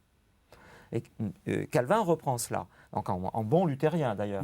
Mais ce que va faire Calvin, c'est que lui, et c'est une différence avec Luther, il écrit l'institution de la religion chrétienne, donc cette reformulation de tout le christianisme, on peut dire, pour amener les lecteurs à lire l'Écriture sainte. Martin Luther a toujours été un exégète, il se conçoit lui-même comme un exégète. Mais Martin Luther, il a d'ailleurs traduit la Bible en allemand. Mais Martin Luther n'a jamais écrit un ouvrage d'introduction à la Bible. Et c'est ce que fait Calvin. Il veut introduire tous les lecteurs à la Bible par cette présentation synthétique du message chrétien. Donc ça, c'est l'originalité de l'institution chrétienne. Et c'est évidemment extrêmement important parce que Calvin va devenir, à partir de ce moment-là, quelqu'un qui se consacre entièrement et presque uniquement à l'interprétation de la Bible, sous la forme de la prédication et des commentaires. C'est l'essentiel de son œuvre. Et ça correspond à une des aspirations des évangéliques français des années 1520-1540. La Bible en français pour tous. Et là, c'est extrêmement important dans cette spiritualité. Ça fait partie de la spiritualité. Et pourquoi la Bible en français pour tous ? Parce que ce message de la libération des consciences se trouve dans la Bible et Bien qu'il sûr. est lu comme le centre de la Bible. Avec, je dirais peut-être une sorte de rééquilibrage deuxième génération avec Calvin, c'est que là où Luther insistait sur l'écriture seule, Calvin va ajouter toute l'écriture, avec l'idée que le message de Dieu dans les écritures, en quelque sorte, a une cohérence de la première page à la dernière page, et donc il faut l'inscrire dans cette cohérence-là. Il me semble que le souci finalement de Luther, qui était d'aller surtout sur l'individu, que ce soit l'individu d'ailleurs Christ ou l'individu le croyant, et le lien entre les deux, Calvin va donner quand même une dimension sociale, si je puis dire, à sa théologie, ou ecclésiale, parce qu'il faut bien structurer. Et il me semble aussi que c'est pour ça qu'il va élargir en disant c'est toute l'écriture. Il y a une sorte de grande cohérence dans l'ensemble de l'écriture qu'il va rechercher, d'où son idée d'écrire cette institution comme une introduction finalement à la Bible. Et puis l'autre élément qui me semble aussi essentiel pour Calvin, aussi parce qu'on est dans la deuxième génération, c'est que cette grâce qui est donnée gratuitement à l'être humain parce que tout seul il ne peut pas s'en servir, elle est efficace. Et elle produit dans la vie de l'individu, et ça c'est une originalité aussi, me semble, chez Calvin par rapport à Luther en tout cas, elle produit chez l'individu des œuvres repérables comme telles, voilà. Une transformation de l'individu qui ne sera jamais totale, mais qui est progressive, c'est-à-dire qui est fondée sur des progrès durant toute la vie chrétienne, et qui concerne aussi bien l'individu que la collectivité. On peut dire que Calvin, il est luthérien, mais c'est l'homme de la seconde génération de la Réforme, il va structurer, fortifier un message luthérien qui en était resté à l'affirmation des grands principes spirituels de la Réforme. Calvin va structurer ça sur tous les plans. Il va chercher, oui, tout à fait, à réarticuler au fond la justification par la grâce, c'est gratuit. Oui, mais enfin, quand même, ça produit des choses après. Concrètement, ça transforme des choses, socialement autant qu'individuellement. Alors, moi, quand j'ai travaillé sur Calvin, le slogan, le mot-clé qu'il y a chez Calvin, c'est la question de la prédestination, de la double prédestination. Est-ce que vous pouvez nous expliquer ce que c'est rapidement ? Tant qu'on est dans la théologie à faire des choses compliquées. Voilà, je vais essayer. Non, mais ce qu'il faut, c'est aussi. Vous êtes courageux, hein ? Non, mais bien sûr. Non, mais la double prédestination, ça a du mal à passer aujourd'hui. Oui. Je vous le dis tout de suite. Mais bon, c'est très compliqué. Non, mais par contre, il faut aussi se passer dans le contexte. Le contexte, c'est que Calvin, c'est un homme persécuté, pourchassé. Et les réformés, les évangéliques ressentent ça. Il y a des bûchers qui sont allumés en France. Il y a des petites communautés qui écrivent tous les jours à Calvin pour leur dire qu'est-ce qu'on fait, est-ce qu'on quitte le pays. Pendant longtemps, il leur dit qu'il faut quitter la France, venir se réfugier ici. Après, quand les choses changent, il évolue. Parce que lui, il croit au Dieu de l'histoire qui agit. Donc, il écoute la providence et il change d'opinion sur les questions politiques ou sur des questions de stratégie. Mais Le contexte, c'est un contexte d'un petit peuple, de quelques groupes de gens, partout, en France en tout cas, parce que son action, c'est par rapport à la France. Il est branché sur la Suisse, mais il s'inquiète beaucoup. Il vit tous les jours en lien avec la France. Et donc le contexte, c'est un groupe une nation, un petit peuple, un petit reste, comme il dit, de gens persécutés, pourchassés, qui risquent leur vie. À ces gens-là, qu'est-ce qu'il leur dit? Pour moi, le sens de la prédestination, c'est ça. Il dit d'abord à ces gens, n'ayez pas peur. Enfin, je reprends un texte connu de notre personnage célèbre de l'histoire, mais il leur dit, n'ayez pas peur. Vous êtes le peuple qui a été choisi. Vous êtes le peuple qui est élu. Vous êtes prédestiné à être dans la main de Dieu. Donc le premier sens de la prédestination, c'est le message de la grâce. C'est-à-dire que vous n'y êtes pour rien, vous n'êtes pas des gens supérieurs aux autres, vous n'êtes pas des gens qui avaient une trajectoire qui, pour vos propres mérites, a produit cela, mais vous avez été choisis et aimés d'abord par Dieu, et vous êtes donc prédestinés à être ce peuple témoin du salut promis aux hommes. Et de fait, il reprend l'épître aux Éphésiens. Voilà, et donc le premier sens de la prédestination, c'est ça. C'est dans le contexte d'un peuple persécuté. C'est donc le message de la grâce qui est lié à rien des qualités. Donc prédestiné au salut. Prédestiné au salut. C'est une prédestination positive. Voilà. Et le salut ne dépend pas de quoi? De la volonté, c'est-à-dire pour Calvin, de l'impuissance de l'homme. Voilà. Mais c'est une double prédestination, car Calvin dit, puisque le salut ne dépend pas de l'homme, la perdition non plus ne dépend pas de l'homme, c'est un mystère divin. Et pour Calvin, c'est clair, l'humanité est divisée en deux groupes invisibles. Calvin ne dira jamais un tel est sauvé et un tel est perdu. L'homme ne sait pas, c'est le mystère de Dieu. C'est un mystère insondable. Mais dans l'humanité, il y a deux groupes. Il y a les élus et il y a les sauvés. Et le fond du message, c'est ne vous inquiétez pas, c'est un mystère qui est plus haut que ce que vous pouvez penser ou faire, et donc vous pouvez vous en remettre totalement à la grâce divine. Car si l'individu se pose la question, est-ce que je suis sauvé ou pas, Calvin répond, regardez en Jésus-Christ, il vous appelle, et s'il vous appelle, il vous conduira jusqu'au bout du processus du salut. Voilà le message prêché. Il faut ajouter tout de même que Calvin, c'est important dans la théologie de Calvin, mais qu'il ne l'a jamais ni prêché, ni écrit dans le catéchisme. Donc, pour lui, c'est une question de théologie, c'était même une clé de sa spiritualité, de sa théologie, mais il ne la vulgarise pas comme un système, comme une idée qu'il faudrait prêcher. Voilà. Et vous en tant que pasteur, vous prêchez ça? Et comment vous faites? Comment l'a expliqué? Oui, tu peux. Sûrement pas de cette manière-là. Mais moi, ce qui m'a frappé, c'est que, pour reprendre ce que disait Jean-Luc, je crois que sur le fond, c'est quand même une démarche spirituelle d'abord, cette question-là. C'est, voilà, vous allez aller au bûcher, ça ne dépend pas de vous, ça ne dépend pas de la faiblesse de votre volonté, vous êtes entre les mains de Dieu. De la même manière, lui-même, à la fin de sa vie, lorsqu'il souffre, voilà, tu me piles, Seigneur, mais il me suffit de savoir que c'est de ta main. Hein. Et voilà, il y a cette dimension-là très forte, je crois, chez Calvin. Il y a une espèce d'ancrage quasi mystique, tout s'en remettre à Dieu finalement. Hein. Il me semble qu'il y a cette dimension-là très forte, d'une part. Et d'autre part, alors du côté du Calvin plus responsable ecclésial, il y a effectivement ce que dit Olivier, c'est-à-dire je dois considérer, il dit quelque part, nous devons quand même considérer que l'homme est de toute façon, tout homme est un trésor pour Dieu, et nous devons considérer tout homme comme potentiellement sauvé. Donc voilà, la question, autrement dit, c'est une question qui appartient au mystère de Dieu et on n'en revient pas. Mais ce qui me semble être clé et que comme pasteur, alors moi je tiens assez bien, c'est que rien n'échappe au Dieu d'amour et de justice. Alors, il reprend aussi ça, c'est que c'est pas un Dieu tyran, c'est que l'avantage entre guillemets du chrétien, c'est de savoir que Dieu est bonté et justice.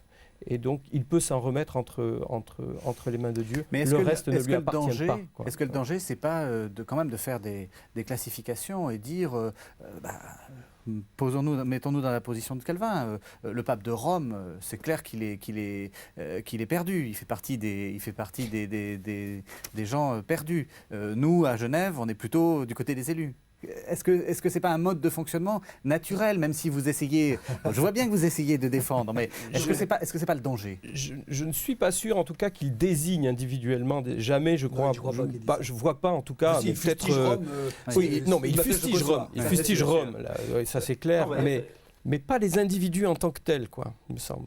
Non, je crois que le problème n'est pas là. Le problème, il y a de vrais problèmes que pose cette doctrine, c'est que d'autres réformateurs lui disait peut-être qu'on ne pense pas très différemment de toi, mais est-ce qu'il est vraiment utile d'écrire de cela et d'en faire un point de la doctrine chrétienne? Et eux contestaient le fait d'en faire, non pas, Calvin ne prêchait pas là-dessus, il n'a pas mis dans le catéchisme, mais il en faisait un point de la doctrine chrétienne entre les théologiens. Et les autres réformateurs n'étaient pas tous d'accord avec cela. Parce qu'ils pensaient que c'était une question justement trop délicate, trop difficile. Qui appartenait à Dieu seul et qu'on ne Justement, pouvait rien dire. Ils auraient préféré qu'on n'en parle pas. Il y a même Bolsec qui dit la foutue prédestination. Or, Calvin, et c'est là que Calvin est un esprit systématique, il faut le dire aussi, c'est que Calvin prétend que cette doctrine, il la trouve dans l'Écriture sainte, et que donc il faut en parler. Et chez les pères de l'Église, chez Saint-Augustin, chez Bernard de Clairvaux. Oui, mais lui, il a durci ce qu'il a trouvé chez Saint-Augustin. Et il l'a durci, parce que chez Saint-Augustin, il n'y a pas la double prédestination exactement au sens de Calvin. Il y a une masse de perdition d'où Dieu tire par pure bonté des élus qui sont sauvés par grâce. Tandis que Calvin dit que Dieu décide qu'il n'y a pas seulement une masse de perdition d'où sont tirés des élus, mais qu'il y a des élus et des damnés. C'est assez différent. C'est une question de formulation. Et Calvin est d'ailleurs assez conscient de la différence. Mais lui, il prétend qu'il le trouve dans l'Écriture sainte. Et que donc, comme théologien, il doit aussi expliciter cette doctrine. Alors, ça a donné lieu à des débats qui vont d'ailleurs déjà à l'époque, Bolsec qui vont se poursuivre pendant tout le XVIIe siècle. Je crois que ce qu'a signalé Jean-Luc Mouton, c'est que pour Calvin, le message est au départ spirituel. Et ce que je crois aussi, il n'est pas seulement dogmatique ou intellectuel. Je crois que ce débat, cette question, ce statut spirituel de la question, c'est important pour Calvin aussi dans cette perspective intellectuelle, parce que pour lui, il s'agit quand même les historiens parlent d'un test en quelque sorte. Il s'agit d'établir là un point de doctrine qui sert de test absolu à la doctrine de la grâce. Voilà. Et Calvin qui trouve ça dans l'Écriture ça, et il ne peut pas renoncer à ça. Voilà. Non, ce qui est effectivement dur, c'est l'histoire de la prédestination des réprouvés. Mais à la fin de sa vie, il prend l'exemple d'Israël. Je trouve que cet exemple d'Israël est assez parlant. C'est-à-dire qu'au fond, il parle de l'élection d'Israël. C'est un débat qu'on peut avoir encore aujourd'hui d'ailleurs. Quel est le sens de l'élection d'Israël? Pourquoi ce peuple a été choisi? Il reprend Paul en fait. Voilà, il reprend Paul. Mais il dit très clairement, si Israël est choisi, ce n'est pas pour lui-même. Ce n'est pas parce que c'est un peuple spécialement génial, inventif, intelligent, spirituel, tout ce que vous voulez. Il a été choisi, mais ce n'est pas du tout une chance, c'est une charge, c'est une responsabilité. C'est-à-dire qu'il est appelé dans le monde à ne pas être comme tout le monde, mais à porter un témoignage précis. Et ce n'est pas du tout forcément marrant et le bonheur tous les jours. C'est une charge, c'est une responsabilité. Et les croyants sont ceux qui portent cette charge. Et Calvin insiste sur le fait qu'à l'intérieur du peuple élu, donc, il y a aussi des gens qui sont perdus. Et qu'inversement, Dieu peut très bien sauver quelqu'un en dehors. En dehors, oui. C'est-à-dire que l'opération du salut reste invisible pour les hommes. L'homme n'a pas de prise sur l'opération du salut. Donc il n'y a jamais d'adéquation entre cette question de la double prédestination et ce qui est visible, même moralement et spirituellement, pour l'humanité. Je pense que le risque, effectivement, c'est de lire cette histoire de double prédestination aussi avec le recul, quoi, de manière anachronique, avec 4 siècles derrière, avec le siècle de lumière, avec tout ce qui, le siècle de la tolérance, etc. Donc on a effectivement un regard et, je pense, une incompréhension naturelle vis-à-vis de ce texte-là, parce qu'on le déconnecte, en fait, en le lisant, d'une part de l'expérience spirituelle de Calvin, et derrière l'expérience spirituelle de Calvin, l'expérience de tous les persécutés qu'il soutient, de son côté. Et puis, de l'autre, on oublie cette distance des siècles qui nous séparent. Alors, vous avez dit, c'est encore en débat. C'est encore en débat dans les églises de la Réforme, cette question de double prédestination ou en fait vous l'avez complètement abandonné? Non, je crois. En tout cas, cette formulation-là, effectivement, elle ne se vit plus nulle part. Par contre, l'irrésistibilité de la grâce de Dieu, le fait que, effectivement, la souveraineté de Dieu, ces éléments-là sont des éléments constitutifs, je crois encore, d'un bon nombre du protestantisme, même si, effectivement, les siècles passants, et en particulier les mouvements de réveil au XIXe siècle, vont légèrement réorienter et redonner une place à la décision libre et à l'autonomie de l'homme, un peu plus importante qu'elle ne pouvait exister au XVIe siècle dans le calvinisme lui-même. En vous entendant, là, je ne vois pas de différence majeure avec ce que pourrait enseigner un catholique. Est-ce que Oui. Calvin peut être un lieu d'écuménisme? Je crois que Calvin peut être un lieu d'écuménisme sur ces questions-là, effectivement. Je pense qu'il peut l'être sur d'autres éléments. Je pense que sa théologie trinitaire, par exemple, donc la place qu'il redonne à la dimension de la création, par exemple, est un lieu, à mon avis, intéressant. La place qu'il donne au Saint-Esprit, à la fois dans l'action du croyant, mais aussi dans l'action de Dieu dans le monde, avec... il me semble qu'il y a là, par exemple, des éléments intéressants de dialogue avec les églises orthodoxes en particulier, Oui, qui sont très intéressants. très La intéressés manière par dont il articule tout à fait particulièrement le salut par la grâce et ce qu'on appelle du côté protestant la sanctification, c'est-à-dire les effets de la grâce dans la vie du croyant, les effets de transformation de la grâce dans la vie du croyant, qui est très spécifique à Calvin, il me semble, sont des ponts intéressants sur le plan œcuménique aussi, donc dans le dialogue œcuménique avec le catholicisme. Et on le voit bien aujourd'hui dans les relectures du Concile de Trente, par exemple, communes, on arrive à trouver des points d'accroche. Et puis, on pourrait en développer d'autres. J'avais un autre point dans la tête, il vient de disparaître, il reviendra dans un instant. Je reposerai la question. Vous écoutez La Foi prise au mot sur KTO Radio. Aujourd'hui, nous parlons de Calvin avec Jean-Luc Mouton, directeur du journal protestant Réforme, et Olivier Millet, professeur à l'université Paris 12. Alors, il nous reste à peine une demi-heure pour terminer la vie de Calvin et pour parler de ce qui est l'un des moments importants de sa vie, c'est quand il est dans la République de Genève. Donc alors on refait un peu la chronologie, il y est à un premier moment, ensuite on le chasse et puis il revient à partir de 1541 si je me trompe. Alors expliquez-nous un peu comment c'est. On a souvent l'impression que Calvin est le pape de Genève. Alors ça c'est une image de controverse qui ne correspond évidemment pas du tout à la réalité historique, sociale et politique surtout. En fait, cette République de Genève a acquis son indépendance, on peut dire, grâce à son alliance avec Berne, avec un des cantons de la Confédération, des ligues suisses. Et cette indépendance fait que l'Église est en quelque sorte devenue une réalité locale qui est prise en main par le pouvoir politique. Le pouvoir politique, ce sont des conseils qui donnent lieu à une élection, pas exactement sur les modes démocratiques modernes que nous connaissons aujourd'hui, mais enfin un processus d'élection par l'ensemble des bourgeois de la cité.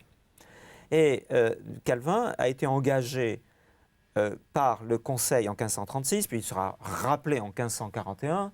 Il a été engagé par le Conseil comme prédicateur et comme exégète, quelqu'un qui doit enseigner à la population et à l'élite à travers aussi des leçons d'exégèse contenu de l'Écriture sainte. Il a trouvé sa place d'intellectuel. Il a trouvé exactement sa place d'intellectuel, mais le problème, c'est que cette place d'intellectuel est celle aussi d'un prédicateur, c'est-à-dire de quelqu'un qui a en charge une communauté, c'est sa paroisse en quelque sorte. Bon. Et ça, c'est nouveau. Il devient un homme d'église, du coup, dans la version protestante. Il n'a jamais été pasteur, ni ordonné, ni consacré dans l'ancienne institution. C'est un laïc au départ. Et d'ailleurs, il n'a pas voulu l'être, car il considère qu'il a une fonction qui est d'expliquer l'Écriture sainte, une fonction que lui a donnée le pouvoir politique.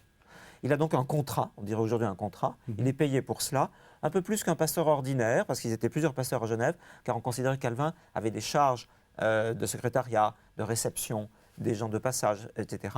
Et puis on a voulu le payer comme un professeur d'université un peu prestigieux. Bon. Mais ça restait dans certaines limites. Et il dépend entièrement du pouvoir politique, auquel il doit prêter serment de fidélité, et qui pouvait le révoquer jusqu'à la fin de sa carrière, du jour au lendemain. Voilà. Et ils l'ont fait une fois. Voilà. Donc Calvin a exercé un véritable pouvoir d'ordre moral et spirituel à Genève, mais uniquement à travers l'autorité de sa parole. En aucun cas à travers une autorité institutionnelle. Il a dépendu jusqu'au bout du pouvoir politique qui pouvait le révoquer, d'autant plus qu'il n'était pas bourgeois de Genève. Et c'est simplement en 1500, très tard dans son existence, en 1559, qu'il va acquérir le droit de bourgeoisie, c'est-à-dire la citoyenneté, on pourrait dire. Donc on peut dire qu'il est un employé du pouvoir politique, de ce qu'on appelle la seigneurie, un employé chargé d'expliquer à la population, jour après jour, le sens de l'écriture sainte et donc de lui donner le message chrétien. C'est une position extrêmement inconfortable qui va amener Calvin jusqu'au moins en 1555 à des luttes perpétuelles. Des compromis parfois et des luttes perpétuelles, car le pouvoir politique à Genève évolue, il y a des majorités différentes qui jusqu'en 1555 sont plutôt hostiles en fait à Calvin.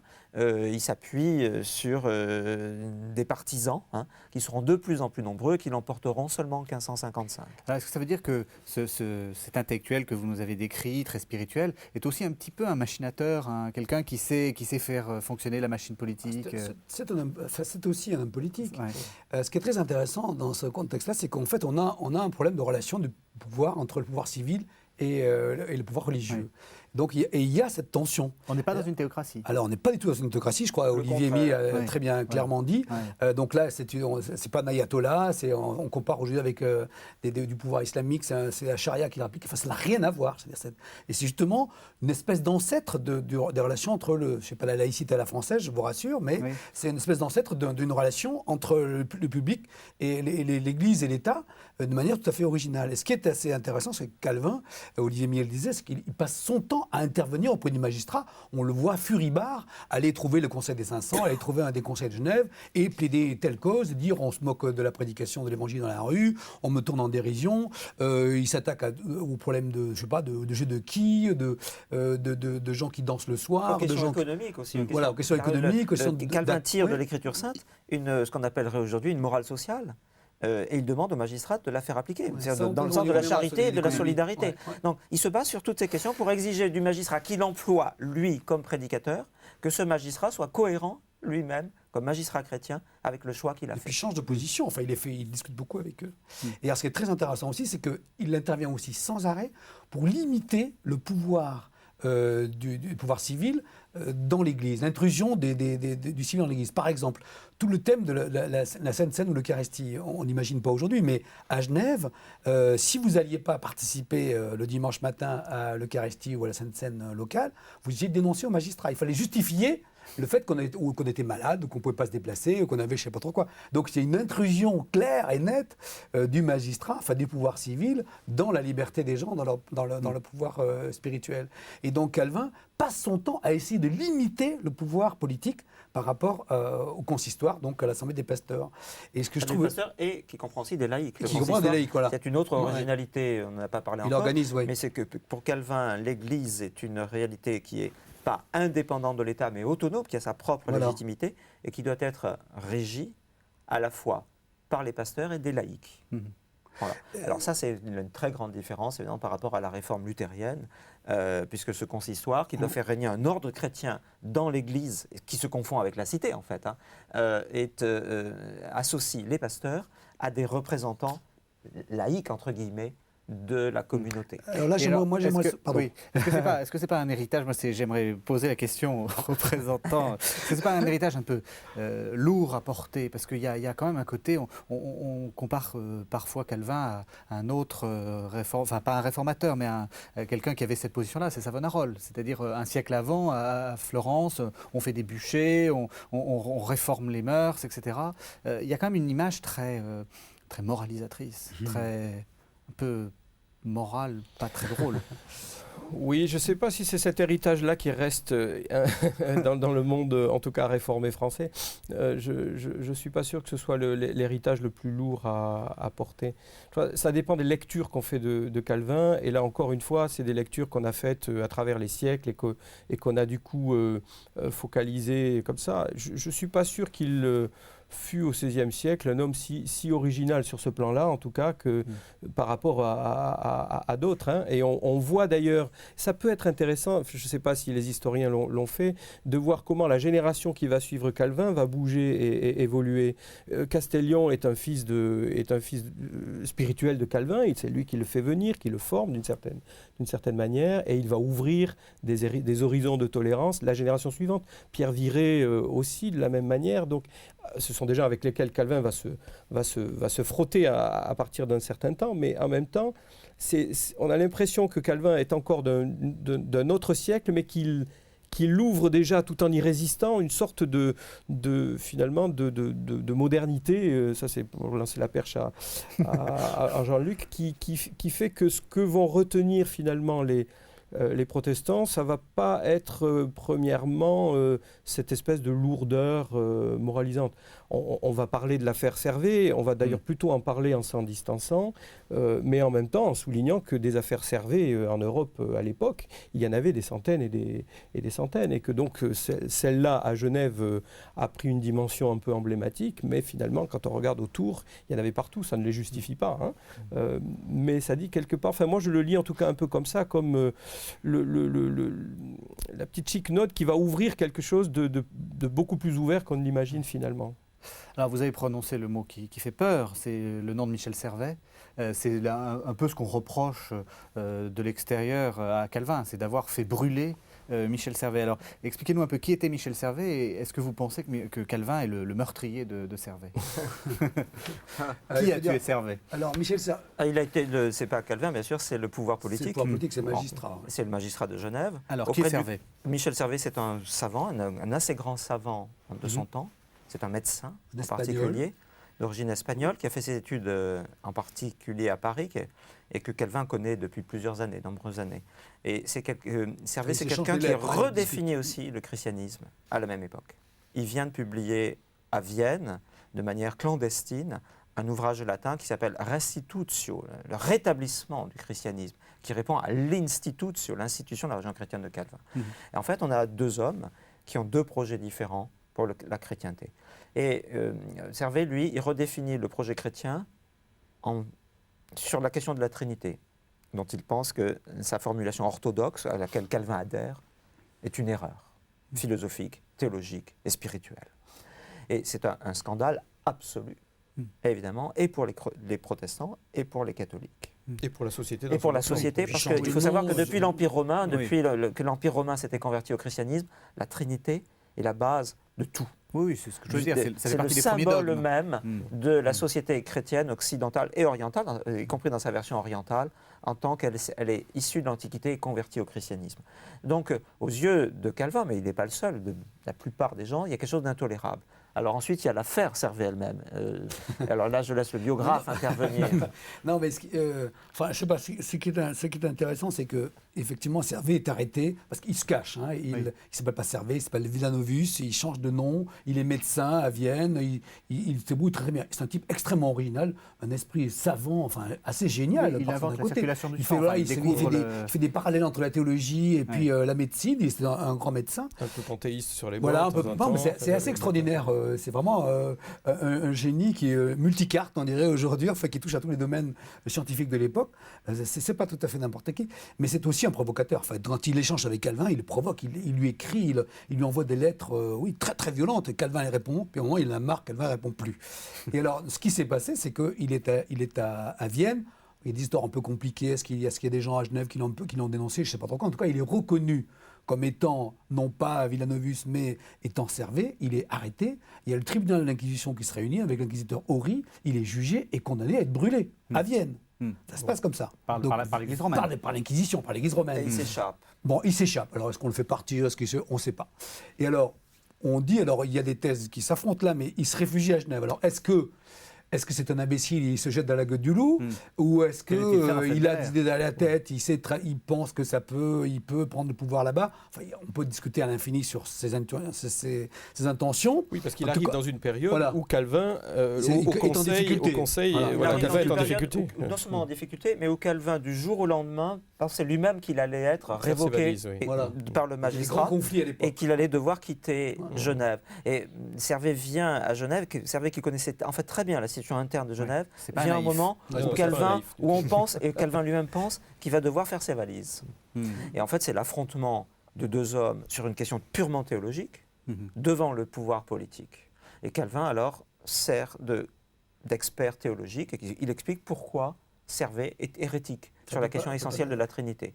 Et selon la formule usuelle, évidemment, le pouvoir va décider ce qu'il en est, le pouvoir politique. Alors, ce qu'il faut dire, quand même, c'est que c'est un problème politique aussi pour Calvin. Parce que si il reçoit cet homme qui était condamné par l'institution et qu'il accueille, et à la limite s'il le bannit simplement ou s'il le laisse partir tranquillement, qu'est-ce qui se passe? La réforme est accusée d'hérésie. Ouais. La réforme entre dans l'hérésie pure et simple. Et c'est l'angoisse. L'hérésie absolue. L'hérésie absolue. Oui. C'est l'angoisse. C'est arrivé aux Vaudois, c'est arrivé à Jean-Hus, c'est arrivé dans toute l'histoire précédente, c'est arrivé. Donc la crainte de Calvin, c'est d'être légitime. Voilà, c'est d'être considéré comme une hérésie pure et simple. Oui. Et là, ça définit la réforme. Donc il y a un enjeu très grave politique. Mais ce qui est très intéressant aussi, ce qui est marrant, non, c'est triste. L'époque, le mot est de trop. Parce que la façon dont il est brûlé, Farel est là, il décrit, c'est épouvantable. Calvin n'y va pas, d'ailleurs, il n'est pas un grand encouragement. Farel y est, l'accompagne jusqu'à des moments. Il pense qu'il va renier ses thèses, qu'il va infléchir sa position sur la Trinité, et il ne bouge pas. Et donc, ils reconnaissent qu'il y a un certain courage. Farel dit qu'il y a un certain courage à Servet. Mais ce qui est assez étonnant, c'est que il est en prison, Servet. Il se plaint au magistrat parce qu'il n'a pas de documents. Par exemple, il n'a pas d'habits, on lui envoie des habits. Parce qu'il n'a pas de documents pour travailler, on lui envoie des documents pour travailler, des papiers pour écrire. Donc il faut qu'il prépare sa défense. Et le procès, le dialogue entre les deux, le procès, c'est un procès théologique où on a l'impression que les braves magistrats sont totalement dépassés. Mais enfin, ils écoutent ce procès. C'est un débat théologique d'un très, très, très haut niveau. Et finalement, après beaucoup de tergiversations, il est condamné. Et là, malgré tout, c'est une explosion, non pas, quand il est condamné, c'est une explosion non pas à cause des critiques catholiques, mais des critiques des réformateurs, déjà à l'époque. Certains d'autres villes écrivent à Calvin en disant, mais enfin, est-ce que vous n'auriez pas tellement dû le bannir? Théodore de Bèze dira après, c'est le seul qu'on a condamné, on a banni d'autres gens, on ne les a pas brûlés. Et il y a une polémique qui se développe à ce moment-là, et celui qui intervient le plus fort, c'est Castellion, on en parlait à l'instant, qui est un des disciples de Calvin, avec lequel Calvin s'est quand même un peu fâché. Il n'était pas très patient avec les gens qui n'étaient pas toujours efficaces. Il est critique, donc là, il se fâche. Et Castellion a écrit un pamphlet terrible contre Calvin, et il dit cette phrase quand même qui est magnifique. Il explique que brûler un homme, c'est pas seulement détruire une doctrine, c'est brûler un homme, c'est tuer un homme. Et donc on a là quelque chose qui va évidemment marquer les siècles suivants. Et alors qu'à Genève, on a ça va marquer les siècles suivants, oui. Oui, pas tout de suite, parce que l'opposition à Calvin sur cette question, c'est qu'à Bâle, ça se passe à Bâle, en milieu protestant dissident par rapport notamment à Calvin, mais à d'autres aussi. Ce sont des humanistes. C'est un petit cercle. Leurs idées se communiquent de manière plutôt manuscrite, d'ailleurs, il y a aussi des imprimés, il y a aussi beaucoup de manuscrits, de lettres, etc. Et ça va devenir la source, évidemment, de courants d'idées théologiques, spirituelles, mais aussi politiques, plus tard, en fait. Immédiatement, il n'y a pas face à Calvin une opposition organisée, structurée et publique. Ça ne s'est pas passé exactement comme ça, puisque Calvin s'appuyait sur les avis des autres réformateurs, des théologiens. Même pour la mode de Servet. Et donc, par contre, pour l'avenir, évidemment, c'est très important, puisque là, il y a deux branches différentes du protestantisme qui apparaissent. Une orthodoxe, qui pense que cette question est tellement essentielle que le pouvoir politique doit intervenir pour faire régner l'orthodoxie, et une autre qui va redéfinir encore une nouvelle fois la doctrine chrétienne à la lumière des droits de la conscience, ce que se passera progressivement au XVIIe et au XVIIIe siècle. Mais qui retrouve finalement une veine qui est déjà chez Calvin et qui est finalement la seule arme du théologien, c'est la parole. Et pas d'autres armes, quoi. C'est la parole. Et finalement, ce que Calvin a mis en application au départ, c'était son projet finalement, prêcher la parole, et c'est la seule arme finalement, qu'il va aussi utiliser dans le procès avec Servet. Au fond, ses disciples vont la pousser jusqu'au bout, c'est-à-dire que rien ne peut violer la conscience, on ne peut que éventuellement la convaincre par la parole. C'est-à-dire que la liberté de conscience, elle est issue de toute cette histoire-là, mais elle n'est pas chez Calvin. Elle est pas, parce qu'il y a aussi cette différence, nous on a du mal à faire aujourd'hui où l'individu est roi et un absolu, et la dignité de l'individu est un absolu pour nous. À l'époque, ce qui est l'absolu, c'est le collectif, c'est le devenir collectif de Genève, c'est le devenir de la réforme. Est-ce qu'il vaut mieux qu'un seul meure plutôt que le peuple? Il vaut qu'un seul meure. Enfin, Calvin applique ça. Oui. Alors que par la suite, après, avec les Lumières, on viendra à l'idée que l'identité d'une personne, la dignité d'une personne est essentielle à la vie en société. Mais à cette époque-là, on n'est pas dans cette conception-là encore. On aurait aimé que Calvin l'ait, mais c'était pas son siècle, c'est plus tard, quoi. Alors, il nous reste une dizaine de minutes, et maintenant, la question essentielle, qu'est-ce qui reste de Calvin? Qu'est-ce qui pour vous est le plus important? Alors moi j'ai juste un petit point, on n'a pas parlé d'un point théologique qui est très important, c'est les 3 usages de la loi. Enfin, c'est un peu technique, mais je voudrais dire très rapidement ça, parce que c'est important pour aussi les questions de la modernité, pour la suite. C'est que vous savez, il y a 2 principaux usages de la loi qui sont sur Luther. C'est premièrement la loi, c'est la loi noachique, c'est-à-dire que ça permet la loi divine. La loi divine, ça permet que la société puisse exister. Noé, oui. C'est-à-dire qu'on ne tue pas son voisin, voilà, sinon on ne peut pas vivre ensemble. Donc c'est une loi qui est une espèce de loi universelle. Hein. On parle de ça aujourd'hui. On pourrait dire en termes catholiques, la loi naturelle. Bon. Oui, oui. Alors le deuxième sens de la loi, et c'est ce que découvre Luther, c'est que face à Dieu, face à la loi, on ne peut être que pécheur. Et donc on prend conscience de son péché, de sa finitude, de sa faiblesse, que devant l'exigence de la loi. C'est ce que découvre Saint Paul, Voilà, plus que Luther. exactement, ce que redécouvre Luther. Mais merci de préciser, vous avez parfaitement raison. Et donc, ça, c'est le deuxième usage de la loi. Et Calvin introduit un troisième usage de la loi. Calvin a dit, bon, très bien, ça rapidement, on est sauvé par grâce, très bien, la loi, ça sert à révéler le péché, mais après qu'est-ce qu'on fait? Je veux dire, est-ce que le champ de l'activité humaine est ouvert? Est-ce que tout est permis? Est-ce qu'il n'y a rien il y a pas d'exigence biblique pour notre vie quotidienne, pour nos comportements familiaux, dans la société, etc. Bien sûr que non. Il y a une exigence, il y a une volonté divine. On le voit dans l'Ancien Testament, on le voit dans le Premier Testament, on le voit dans l'Évangile. Il y a donc une manière d'être chrétien dans la cité. La loi est inscrite dans les cœurs du croyant, et maintenant il faut qu'on en vive. Sinon. Donc il s'intéresse à l'économie, il s'intéresse aux questions politiques, il s'intéresse au devenir de la cité, etc. Donc il fait pleinement entrer, et il y a des suites à ça. Je veux dire, on peut très bien montrer que les réformés, quand ils sont engagés autour de Karl Barth ou de Dietrich Bonhoeffer dans la résistance au nazisme, c'est aussi ce troisième usage de la loi. C'est-à-dire que si Dieu est dans la cité, dans la vie des hommes, on ne peut pas se tenir à distance du devenir du monde. Ça nous concerne complètement parce qu'on est témoin dans le monde, on est au cœur de ce monde et on doit vivre dans la structure de ce monde et y porter un témoignage aussi dans toutes ces dimensions. Et donc ça, c'est profondément le message réformé, enfin calviniste, alors que dans le luthéranisme, on est un peu resté dans l'idée des séparations des 2 règnes. Donc la loi est là pour nous montrer que nous sommes pécheurs.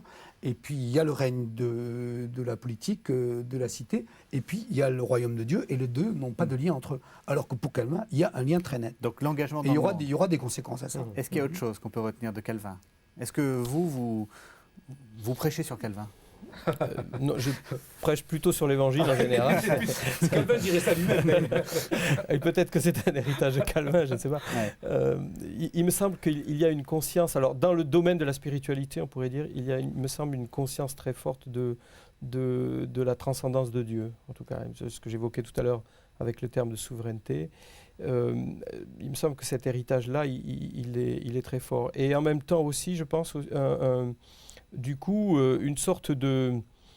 cette pudeur qu'on évoquait tout à l'heure et qui est aussi quand même un héritage. L'engagement, effectivement, du chrétien calvinien ou héritier de Calvin dans la cité, ça je crois que c'est aussi effectivement un élément très important. Et du coup, la spiritualité du réformé héritier de Calvin va surtout s'infiltrer dans cette dimension-là de l'engagement, au fond. Montre-toi ton engagement et je dirai quel type de spiritualité. Montre-moi ton engagement et je te dirai quel type de spiritualité tu as. Hein. C'est un peu comme ça que ça va se jouer, je crois. Est-ce que vous comprenez que, vu de l'extérieur, on critique un peu les réformés en disant ils ne font que s'engager, il n'y a pas de spiritualité explicite. Enfin, on a l'impression que justement toute la spiritualité passe dans l'action. Je crois que c'est un peu vrai. Olivier disait tout à l'heure que la spiritualité monastique est descendue dans la cité et s'est exprimée dans la cité. Et c'est vrai, je crois, aussi dans la piété personnelle du croyant. Maintenant, ça va dépendre aussi ensuite des héritages et de la manière dont ils vont se développer. Il y a une réappropriation du calvinisme, par exemple, dans le monde du réveil et les mouvements de réveil depuis le 19e siècle jusqu'à aujourd'hui. Ce qu'on appelle les évangéliques. Les évangéliques, voilà. Par exemple, etc., qui vont développer alors une expression de la piété relativement, on va dire, exubérante, enfin, je sais pas, voilà, hein, en tout cas plus ouverte et plus explicite qu'en d'autres lieux. Donc il y a cette diversité aussi des expressions des héritiers de Calvin selon les cultures, je crois. Ça joue aussi. Il y a une sorte d'imprégnation comme ça dans différentes cultures. Bon, voilà, quelques éléments. On peut en trouver d'autres, hein, sûrement dans l'héritage. Historiquement. Pour moi, littéraire, Oui. Calvin, on a vu sa pensée, cette grande doctrine spirituelle, mais c'est aussi un univers de langage. Il crée un univers de langage qui est extrêmement important pour l'histoire de la langue française. En français, c'est ça. Une langue Parce qu'il très le belle. crée en français, en latin et en français, donc en français aussi. C'est un univers de langage qui, on parlait de piété par exemple, il fait traduire les psaumes en français sous forme poétique pour que l'assemblée, c'est la liturgie calviniste ou réformée, s'approprie les paroles divines des psaumes et les chante ensemble à l'unisson dans sa langue et dans une forme poétique, accompagnée et chantée, accompagnée de musique. Ça en est un exemple, mais c'est aussi l'univers de langage de Calvin lui-même qui avait un sens tout à fait extraordinaire de la langue française et de la façon dont elle pouvait être utilisée et mise au service de son message, de manière comme langue de communication claire, efficace, sans ambiguïté, et je dirais à la hauteur des enjeux spirituels et théologiques du message de la Bible. Et ça, il le fait à l'intérieur de cette langue française, qu'en ce sens, il a réformé. Non pas qu'il a tout inventé, il accompagne une évolution qui a lieu à ce moment-là de la langue française, et il l'accélère en même temps. Et il transforme la langue française en un instrument extraordinairement clair et efficace de ce message de la réformation calvinienne. Et ça, c'est absolument admirable, c'est un écrivain génial. Oui, c'est Et génial. est-ce qu'on peut dire qu'il est un peu précurseur de la langue classique, enfin de ce que les classiques veulent faire? Boileau, ce qui se conçoit bien, s'énonce clairement Alors, cette idée que le français est une langue quasi mathématique qui parle avec une clarté C'est ce qu'il dit par extrême. rapport à l'allemand, Et il d'ailleurs. ne parle pas que le français comme cela, parce qu'il Ouais. ne disposait pas de cela, c'est Calvin qui l'invente. Et sur la clarté, oui, c'est vrai. Mais il ne faut pas confondre Calvin avec un auteur classique du XVIIe C'est siècle, ça. parce qu'il y a d'autres aspects esthétiques du classicisme qu'il n'annonce pas du tout. Lui, ce qui est important chez lui, c'est que le lexique, la syntaxe et l'organisation de la page et de l'ensemble du livre soient conformes à des principes de clarté rationnelle. Qui sont celles de l'humanisme auquel il se rattache, en fait. Voilà. Ça vient de sa culture latine et savante, en fait.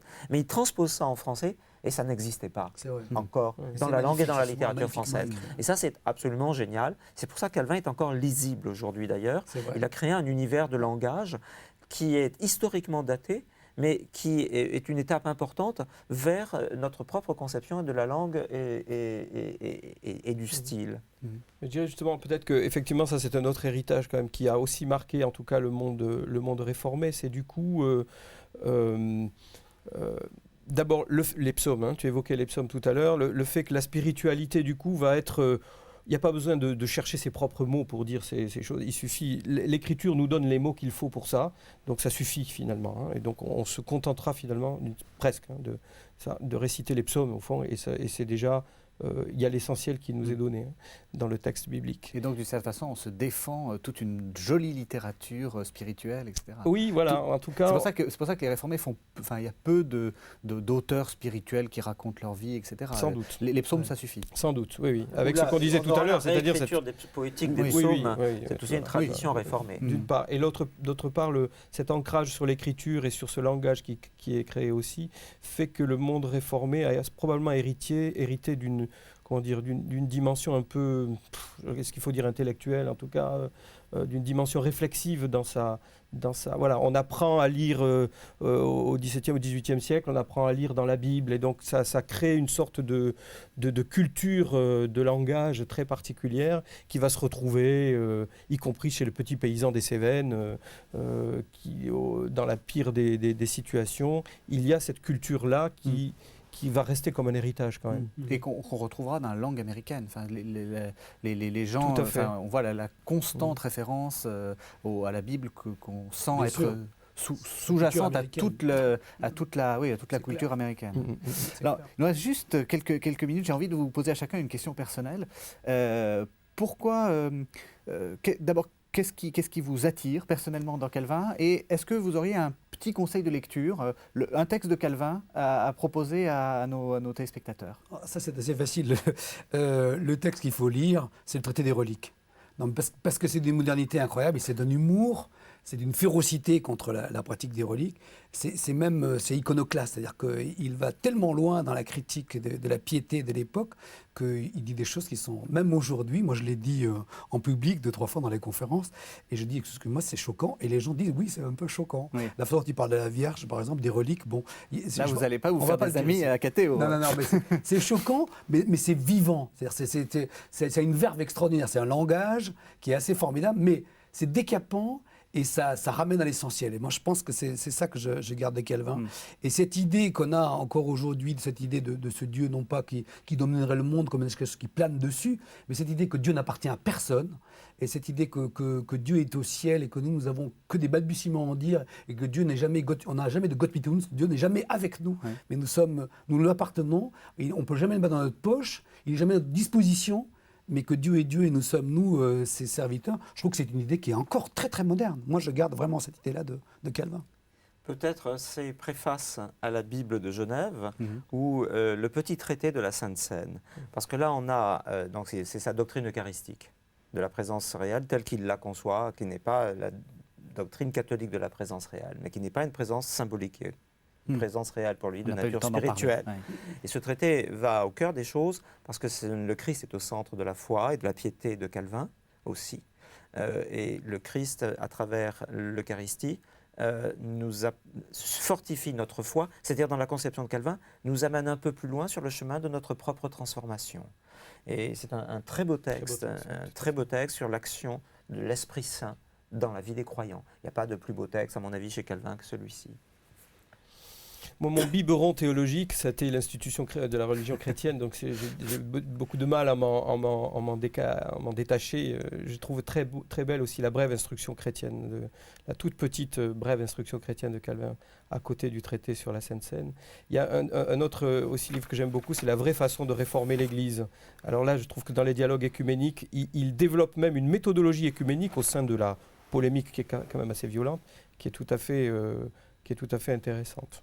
Merci à tous les trois. Alors je rappelle vos différents livres. Jean-Luc Mouton, donc vous avez écrit Calvin chez Folio, biographie. Olivier Millet, vous avez écrit Calvin, un homme, une œuvre, un auteur chez InFolio. Et Gilles Daudet, vous avez fait vous avez eu une initiative originale, prier 15 jours avec Calvin aux éditions Nouvelle Cité.